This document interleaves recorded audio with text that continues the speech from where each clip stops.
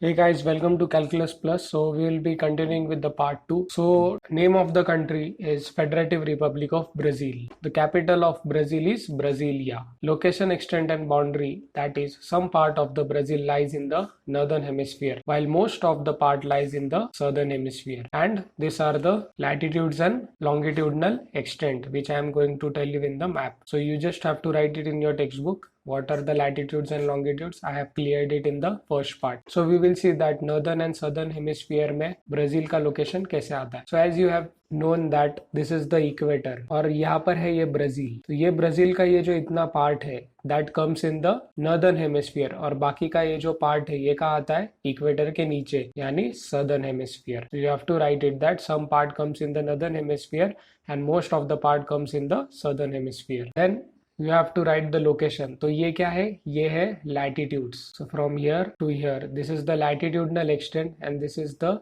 longitudinal extent, this part and this part. So I have given you the latitudinal and longitudinal extent which is 5 degree 15 minutes north to 233 degree 45 minutes south. क्योंकि latitude है तो some part of the Brazil is in northern hemisphere and some part whole most of the part is in southern hemisphere. तो जो ऊपर वाला part है वो क्या है 5 डिग्री 15 मिनट्स नॉर्थ के तरफ है और बाकी का जो पार्ट है 33 डिग्री 45 मिनट्स वो कहाँ आता है सदर्न हेमिस्फीयर. लॉन्गिट्यूड्स जो है वो देखेंगे longitudes. So it is 34 degree 45 minutes western hemisphere क्योंकि ये प्राइम मेरिडियन है.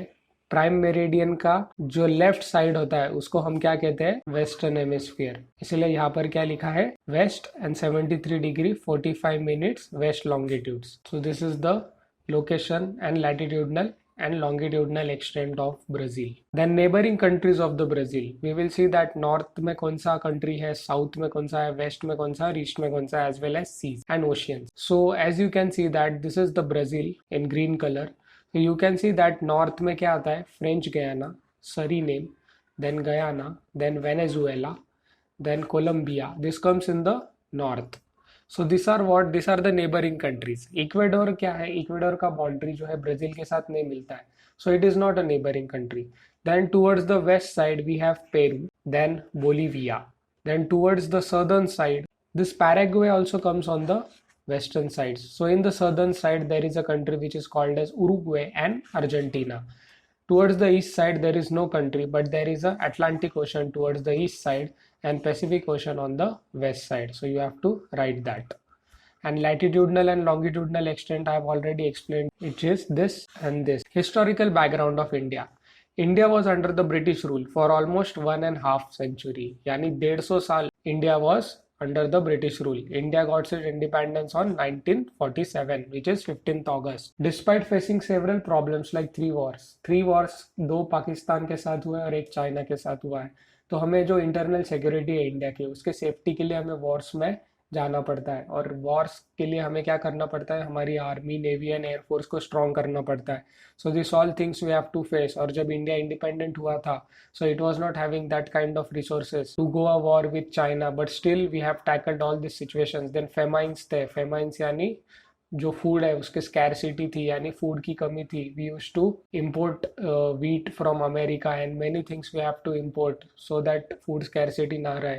तो ये सब प्रॉब्लम्स को हमने फेस करके इन 75 years we have achieved a lot. So we should be proud of that.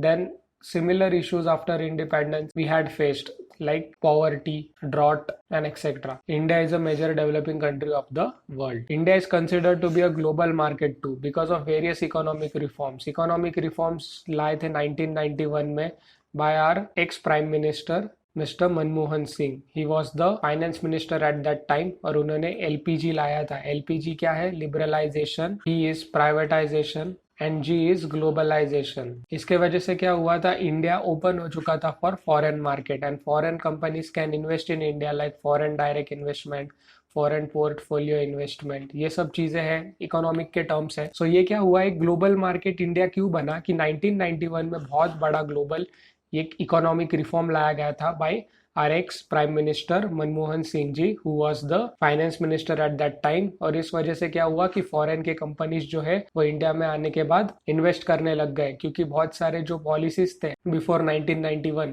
तो वो बहुत सारे रिस्ट्रिक्शंस लाते थे, एक लाइसेंस राज हुआ करता था। उस वजह से क्या होता था कि बाहर के कंपनीज इंडिया में इन्वेस्ट करने को हिचकिचाते थे। इसलिए ये तीन जो चीजें हैं, ग्लोबलाइजेशन, प्राइवेटाइजेशन एंड लिबरलाइजेशन, उस वजह से बाकी बाहर के कंट्रीज इंडिया में आए और बहुत सारे हम फॉरेन प्रोडक्ट्स जो अभी यूज करते हैं वो 1991 के बाद आए हैं।